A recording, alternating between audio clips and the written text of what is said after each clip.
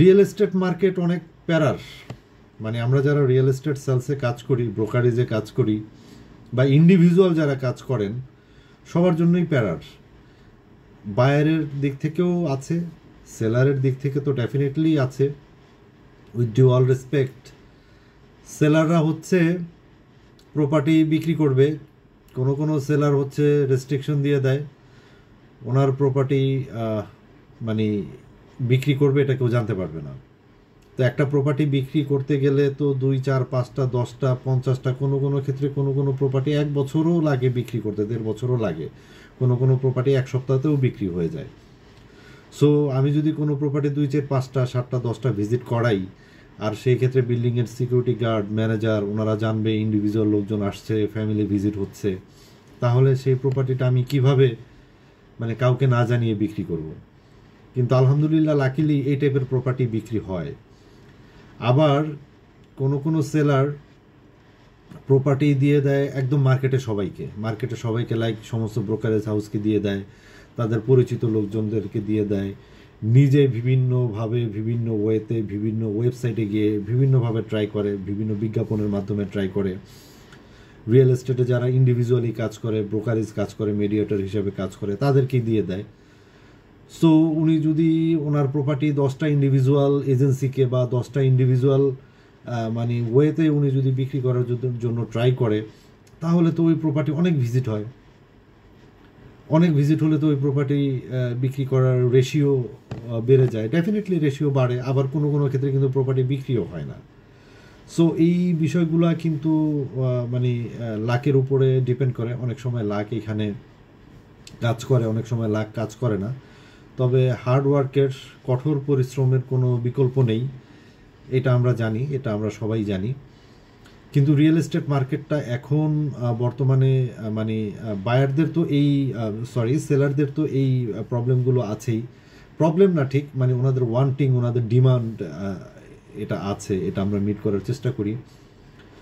On the other hand পাশাপাশি হচ্ছে buyer যারা আছে বায়ারদেরকে নিয়েও হচ্ছে আমাদের খুব মানে অনেক অনেক চ্যালেঞ্জের মধ্যে দিয়ে যেতে হয় কীরকম? সেটা হচ্ছে অনেক বায়ার আছে লয়াল বায়ার, ভাই আমি কোনো হ্যাসেলে যাব না, আমি কোনো ঝামেলায় যাব না, সেলারদের মতন করে, ভাই আমি কোনো হ্যাসেলে যাব না, কোনো ঝামেলায় যাব না, আমার প্রপার্টি তুমি বিক্রি করে দাও, আমাকে এটা দিও।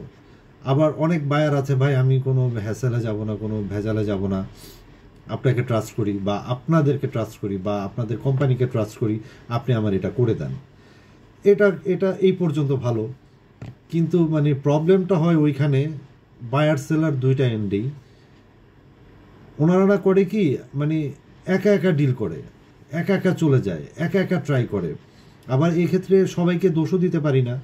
লাইক আমি একজন কে ভিজিট করালাম, বাবা ছেলে দেখে গেলেন, পরের দিন হচ্ছে প্রপার্টি পছন্দ করে ভাইকে পাঠালেন, ভাই এসে ইন্ডিভিজুয়ালি হচ্ছে সেলারের সাথে ডিল করে চলে গেল। সেই ক্ষেত্রে কিন্তু সেলারদের কিন্তু কিছু করার থাকে না, সেলাররা জানেও না।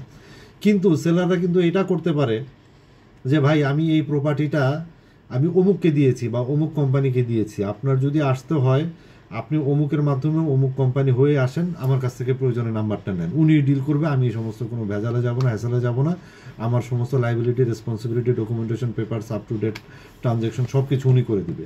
সেলাররা যদি এটা করে দেয় এটা ভালো হয়। কিন্তু অনেক সময় হয় কি, সেলাররা নিজেরা ট্রাই করে এবং রিয়েল এস্টেট এজেন্টকে দিয়ে দেয়, রিয়েল এস্টেট এজেন্টকে দিয়ে দেওয়ার পরেও নিজেরাও আবার ইন্ডিভিজুয়ালি ট্রাই করে। আর বায়ার যারা আছে, দুষ্টু বায়ার তো ডেফিনেটলি আছে, আমরা রিয়েল এস্টেটে একটা কথা বলি, বায়ার অলওয়েজ লায়ার। সো এটা সরি আপনারা অন্যভাবে নেবেন না যারা আমাকে দেখছেন, এটা সবাই না, এটা ইথিক্যাল যে জায়গাটা, ইথিক্যাল যে পয়েন্ট অফ ভিউতে, এটাতে আবার আপনারা আমার সাথে একমত হবেন।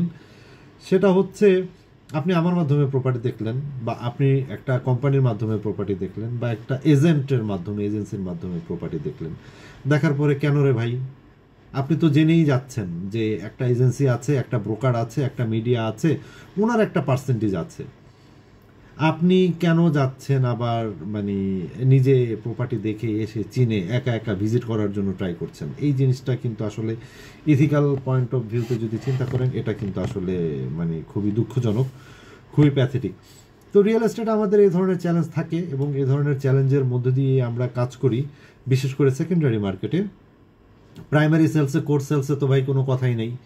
কোর সেলসের লোকজন আছে, প্রোডাক্ট সেলসম্যান আছে, ভিজিট করাবে, ভিজিট করার পরে কাস্টমাররা কিন্তু ওই যে কোর সেলসের যে প্রোডাক্ট, ওই প্রোডাক্টের যে কাস্টমার মানে সেলসম্যান ছিল, কাস্টমার কিন্তু ওই সেলসম্যানকে ওভারটেক করে কিন্তু আপনার এমডির কাছে চলে যায় না, কোম্পানির মালিকের কাছে চলে যায় না। চলে গেলেও রেশিও খুবই কম। আর ওই কোম্পানির মালিকের কাছে চলে গেলে কোম্পানির মালিক অ্যানালাইসিস করে যে আপনি কার মাধ্যমে এসেছেন, ভাই কে দেখাইছে একটু বলেন তো, বা একটা ডেটা মেনটেন হয়, একটা ডেটাবেস সিআরএম মেনটেন হয়। আমরা কিন্তু সমস্ত কাস্টমারের স্ট্যাটাস আপডেট সব সিআরএমে কিন্তু মেনটেন করি। তো মেনটেন করলে কোন কাস্টমারটা কেমন, কোন কাস্টমারটা কি দুষ্টামি করলো, কোন কাস্টমারটার কেস স্টাডি কি, এগুলো কিন্তু অনেক বড় বড় লম্বা লম্বা রিপোর্ট হয় আর কি। সো এই কাস্টমার অ্যানালাইসিস তো আমরা করি। তো যেটা বলছিলাম, কোর সেলসের বিষয়টা টোটালি ডিফারেন্ট, বাট সেকেন্ডারি মার্কেটে আমরা একটু চ্যালেঞ্জের মধ্যে দিয়ে যাই। সো এই ক্ষেত্রে আমি একটা রিকোয়েস্ট করতে পারি বায়ার সেলার যারা আছেন তাদেরকে, সেটা হচ্ছে আপনারা যদি প্রপার্টি কোনো এজেন্সিকে, ব্রোকারেজ হাউসকে, কোনো ইন্ডিভিজুয়াল পার্সনকে দেন, তাহলে তাকে প্রপার্টিটা ডিল করতে দেন।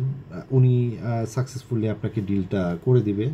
এই আস্থাটা রেখেই তাকে, তার উপরে আস্থা রাখেন। তার অ্যাক্টিভিটি আপনি পর্যালোচনা করতে পারেন, সে কাজ করছে কিনা, কাস্টমার ভিজিট করছে কিনা, কয়টা কাস্টমার নিয়ে আসলো, কাস্টমারের ফিডব্যাক কী, প্রাইস কী, অফার কী, এগুলো আপনারা পর্যালোচনা করতে পারেন। পর্যালোচনা করে বিচার বিবেচনা করতে পারেন।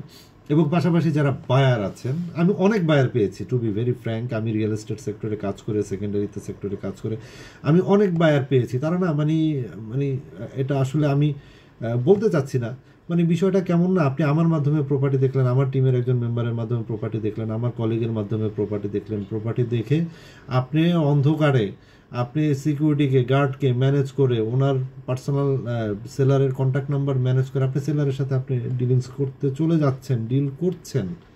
কেন আপনার কি মনে পড়ে না আপনি সেলার এবং আপনার এবং বিক্রেতার মধ্যে যে লোকটা ব্রিজ হিসাবে কাজ করেছে, আপনার তাকে প্রায়োরিটি দেওয়া উচিত। কারণ আপনিও তো কোনো না কোনো কোম্পানির হয়ে কাজ করেন, কোনো না কোনো অর্গানাইজেশনের হয়ে কাজ করেন, কোনো না কোনোভাবে আপনিও, আমি সবাই কিন্তু আসলে কোনো না কোনোভাবে কোনো না কোনো কিছুর মিডিয়া, যেটার জন্য আমরা মানে কাজ করি, আমরা আর্ন করি, আমাদের স্ট্যাটাস সব কিছু।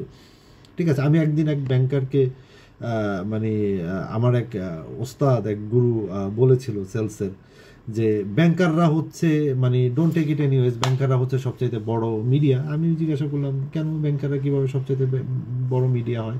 বলে যে he is buying money, he is selling মানি।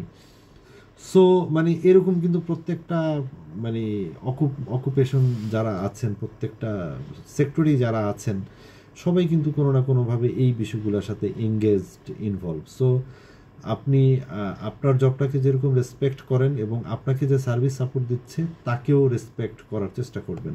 আমি এলোমেলোভাবে অনেক কথা বলে ফেললাম। থ্যাংক ইউ এতক্ষণ ধরে যারা কষ্ট করে আমার কথাগুলো শুনেছেন, তাদের সবাইকে থ্যাংক ইউ জানাই। আমার সাথে শেয়ার করতে পারেন কি জানতে চান। আমার কাছে অনেক স্টাডি আছে, কেস স্টাডি আছে, আমার প্র্যাকটিক্যাল লাইফের কাজ করতে গিয়ে যে সমস্ত এক্সপিরিয়েন্সের মধ্যে দিয়ে গিয়েছি, রিয়েল এস্টেট সেলস, এরকম অনেক গল্প আছে যেগুলো দিয়ে অনেক বড় বড় বই লেখা যাবে, যেগুলো দিয়ে অনেক বড় বড় সেলসের কেস স্টাডি হবে। রিয়েল এস্টেট মার্কেটে অনেক বড় বড় সেলসম্যান আছে যাদের রিয়েল এস্টেট সেলসের গল্প, এক একটা গল্প, এক একটা মুভি, এক একটা সিনেমা বানানো যাবে। সো আমার সাথে শেয়ার করতে পারেন। আমি হয়তো বা নেক্সট টাইম থিঙ্কিং করবো, প্ল্যানিং করবো রিয়েল এস্টেট সেলসের কোনো বড় বড় কোনো সেলসম্যান বা ইন্ডিভিজুয়াল কোনো সেলসম্যান, তাদের কোনো সেলসের এক্সপিরিয়েন্স শেয়ার করা যায়নি আপনাদের, যায় কিনা আপনাদের সাথে। তার আগ পর্যন্ত ভালো থাকবেন। Thank you. সাবস্ক্রাইব কিন্তু ডেফিনেটলি করবেন, আমি যেন আরও ইন্সপায়ার্ড হই আর কি। জি, আল্লাহ হাফেজ।